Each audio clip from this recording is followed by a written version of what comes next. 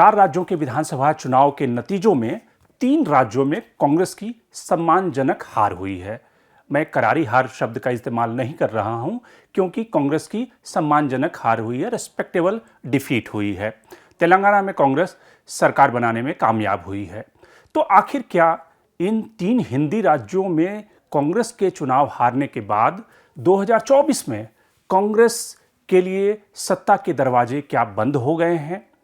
क्या बीजेपी के मुकाबले यानी कि नरेंद्र मोदी के मुकाबले, जिस तरह से नरेंद्र मोदी ने इस चुनाव को अपने ऊपर रेफरेंडम एक तरह से करार दिया था, उन्होंने सीधा अपने नाम पर वोट मांगा था। मध्य प्रदेश में उन्होंने कहा था कि सीधे आप कमल को और मेरे नाम पर वोट कीजिए। तो यानी कि नरेंद्र मोदी ने अपनी जो पर्सनल क्रेडिबिलिटी है उसको दांव पे लगा दिया था। तो वैसी हालत में क्या 2024 में कांग्रेस अपने इसी स्ट्रैटेजी से बीजेपी का मुकाबला कर पाएगी, या फिर इन राज्यों में विधानसभा चुनाव के नतीजों में जिस तरह से बीजेपी को सफलता मिली है, यानी कि 2018 को याद कीजिए जब तीनों राज्यों में बीजेपी सत्ता से बाहर हो गई थी। अब तीनों राज्यों में बीजेपी ने सत्ता में वापसी की है, मध्य प्रदेश को उन्होंने रिटेन किया है। तो ऐसे कौन से कारण हैं जिसके कारण बीजेपी की सत्ता में वापसी हुई और कांग्रेस को इस हार से क्या सबक लेने चाहिए? किस तरह से 2024 में अपने को एक कॉम्पिटिटर के तौर पर, प्रिंसिपल अपोजिशन पार्टी के तौर पर अपने को रीबिल्ड करने की जरूरत है। प्योर पॉलिटिक्स में बात इन विधानसभा चुनाव नतीजों के सबक और बीजेपी की जीत के पीछे का क्या ऐसे 4 फैक्टर रहे जो बीजेपी को इन राज्यों में जीत दिलाई। बीजेपी की जीत में जो सबसे बड़ा फैक्टर है, जिसको ढेर सारे जो एनालिस्ट हैं, ढेर सारे जो कॉलमनिस्ट हैं, वो कहते हैं मोदी फैक्टर। यानी जो मोदी का करिश्मा है वो इन राज्यों में एक तरह से सबसे बड़ा क्रूशियल फैक्टर था बीजेपी की जीत में, चाहे वो राजस्थान हो, चाहे मध्य प्रदेश हो, छत्तीसगढ़ हो। मैं ऐसा नहीं मानता। मैं उसे कहता हूं कि वो मोदी का करिश्मा नहीं बल्कि मोदी के बेनिफिशियरी मॉडल का करिश्मा है।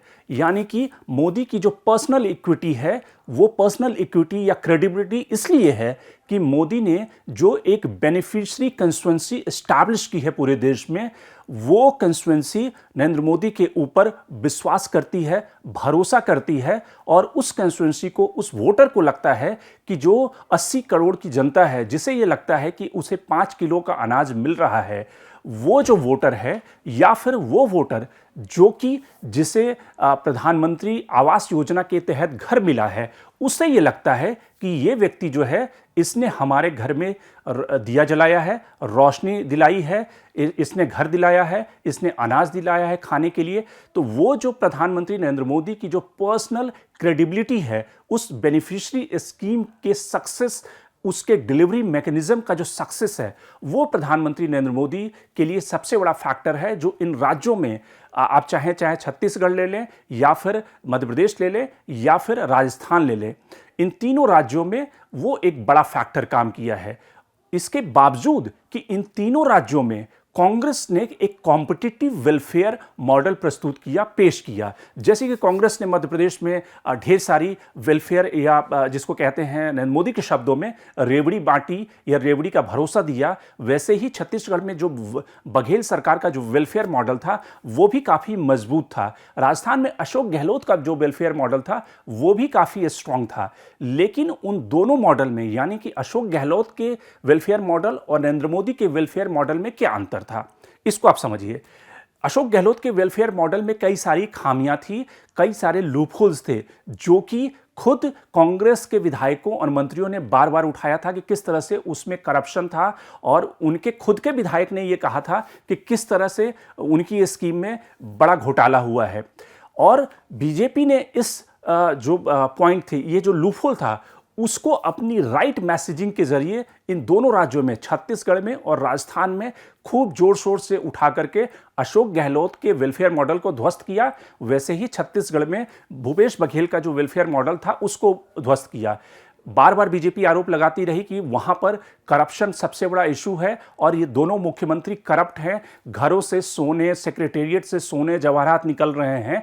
तो यानी कि जो वेलफेयर मॉडल को कैसे राइट मैसेजिंग के जरिए बीजेपी ने ध्वस्त किया, क्योंकि उनके वेलफेयर मॉडल का जो डिलीवरी था उसमें कहीं ना कहीं लूपहोल्स था, उसमें कहीं ना कहीं लैकुना था। जो एंड यूजर है उस तक पहुंचने में कहीं ना कहीं मिडिल मैन इन्वॉल्व था और विधायकों और उनके जरिए वो पहुंच रहा था, जिसके कारण जनता का जो ट्रस्ट है वो उस तरह से वो हासिल नहीं कर पाए और इसलिए नरेंद्र मोदी का जो वेलफेयर मॉडल था उसके समानांतर ज्यादा भारी पड़ा।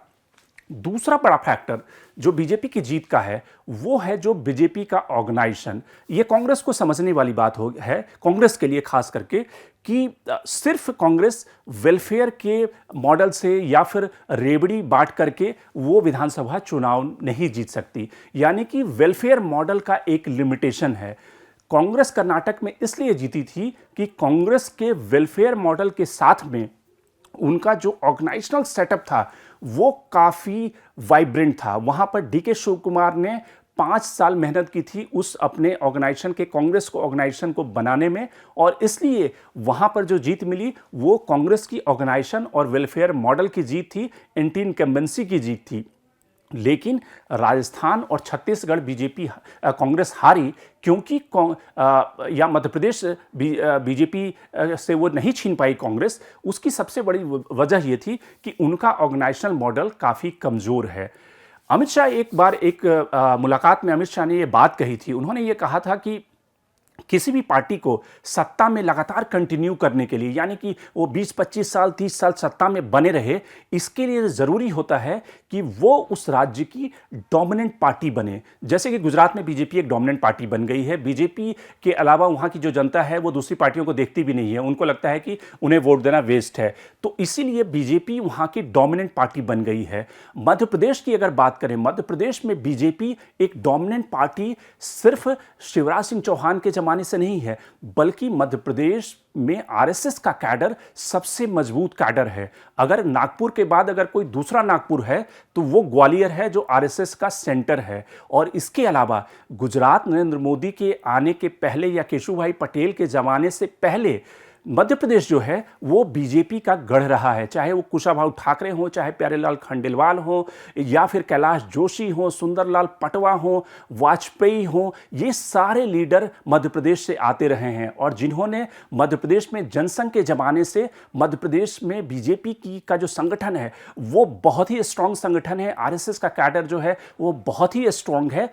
और साथ में शिवराज सिंह चौहान की जो वेलफेयर स्कीम, जो लाडली बहना से लेकर लाडली लक्ष्मी, लाडली बहना, इसके अलावा उनकी दर्जनों वुमेन सेंट्रिक जो स्कीम है, वो शिवराज सिंह चौहान ने आज से नहीं बल्कि वो 2005 में जब मुख्यमंत्री बने उस जमाने से उन्होंने महिलाओं के ऊपर काम करना शुरू किया, उनके वेलफेयर की स्कीम लगाई। तो वो एक जिसको कहते हैं इन्फ्लुएंसर के रूप में बीजेपी का कैडर, बीजेपी का ऑर्गेनाइजेशन और शिवराज सिंह चौहान की जो वेलफेयर स्कीम थी वो एक इन्फ्लुएंसर के रूप में वहां पे काम कर रही थी।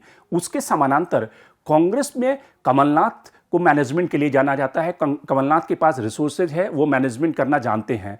दिग्विजय सिंह ग्राउंड पे काम करने वाले व्यक्ति हैं जो कि ऑर्गेनाइजेशन सेटअप करते हैं। लेकिन कांग्रेस मध्य प्रदेश में उस तरह का ऑर्गेनाइजेशनल सेटअप करने में कामयाब नहीं हुई जिस तरह की बीजेपी के पास ऑर्गेनाइजेशनल सेटअप है, जो वोटर को फटीक के बाद भी बूथ तक पहुंचाए, जो बीजेपी की आइडियोलॉजी के हिसाब से उनकी आइडियोलॉजी की चाशनी वेलफेयर का जो स्कीम है उसमें वोटर को कन्विंस करके मतदाता केंद्र तक पहुंचाए। तो ये एक बड़ी वजह थी मध्य प्रदेश में कांग्रेस सत्ता में नहीं आ पाई। छत्तीसगढ़ में सेम कहानी, बीजेपी का जो ऑर्गेनाइजेशनल सेटअप है वहाँ पर बीजेपी ने जो अपने लूपहोल्स थे, अपनी जो कमियां थी, उसको धीरे धीरे पाटना शुरू किया। अगर 2018 में भूपेश बघेल इस आधार पर जीते थे क्योंकि उन्होंने धान की खरीदारी में प्रोक्योरमेंट का एक बहुत बड़ा आश्वासन दिया था और वो जो कार्ड था वो कामयाब हो गया था और उन्होंने जो वेलफेयर की मेजर्स लिए थे वो कामयाब हो गए थे। बीजेपी ने अपनी गलतियों को इस चुनाव में सुधारा। बीजेपी ने वुमेन वोटर के लिए कहा कि 12,000 रुपये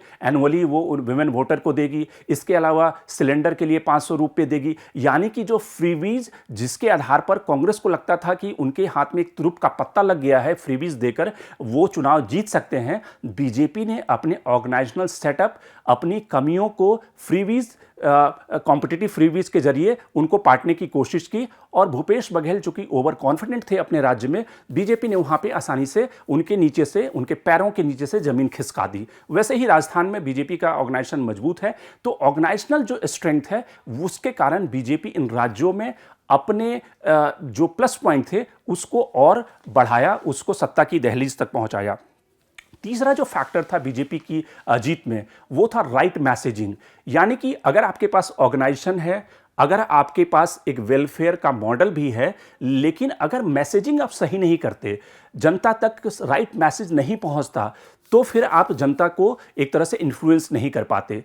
बीजेपी ने राइट मैसेजिंग राइट स्टेट में किया। छत्तीसगढ़ में उन्होंने भूपेश बघेल, जिनकी एक इमेज थी कि उन्होंने हिंदुत्व के लिए काम किया है, रामगमन पथ बनाए हैं, उन्होंने वेलफेयर स्कीम लॉन्च की है, बीजेपी ने उनके पूरी इमेज को करप्ट सीएम के रूप में बना दिया और बीजेपी ने एक के बाद एक करप्शन के स्कैंडल सामने ला करके उनकी इमेज को डेंट किया। वैसे ही अशोक गहलोत की इमेज को भी बीजेपी ने तार तार करने में कोई कसर नहीं छोड़ी। उन्होंने गहलोत की वेलफेयर स्कीम की जो कमियां थी उसको लेकर जनता के बीच में करप्शन को एक बड़ा नैरेटिव बनाया। उन्होंने वुमेन के खिलाफ जो एट्रोसिटी है राजस्थान में, जिस तरह से एनसीआरबी के डेटा है, उसको बार बार उछाल करके उन्होंने ये साबित किया कि राजस्थान में रेप कैपिटल है एक तरह से पूरे देश का, और राजस्थान में सबसे ज़्यादा बलात्कार के केसेस होते हैं। अशोक गहलोत इसमें रोकने में नाकाम रहे हैं। पेपर लीक का इशू उन्होंने उठाया और कहा कि इस तरह से नौजवानों के साथ में उन्हें रोजगार नहीं मिलते और रोजगार लेने के लिए जब वो एग्जाम देने जाते हैं उसके भी पेपर लीक हो जाते हैं, और उसमें अशोक गहलोत के जो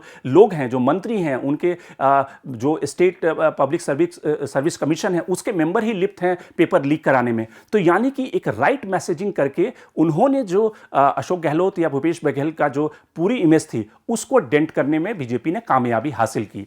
चौथा जो बड़ा फैक्टर था वो women voter. Women voter across आप देखें कि चुनाव में एक बीजेपी का एक बड़ा टर्निंग पॉइंट बीजेपी के लिए साबित हो रहा है। मध्य प्रदेश में शिवराज सिंह चौहान की अपनी यूएसपी थी कि उनके साथ में वुमेन वोटर का एक सेंटिमेंटल जुड़ाव था।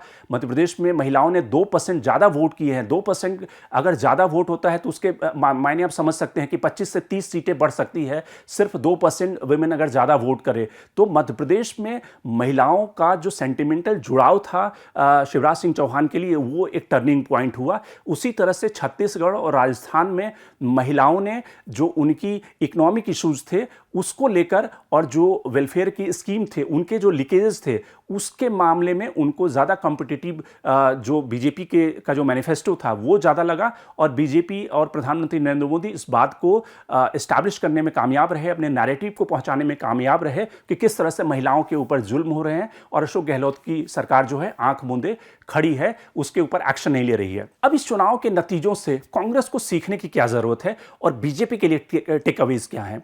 कांग्रेस को सीखने की जरूरत यह है, पहली जो सीख है कांग्रेस के लिए, कि सिर्फ वेलफेयर मॉडल के जरिए कांग्रेस लोकसभा चुनाव नहीं जीत सकती।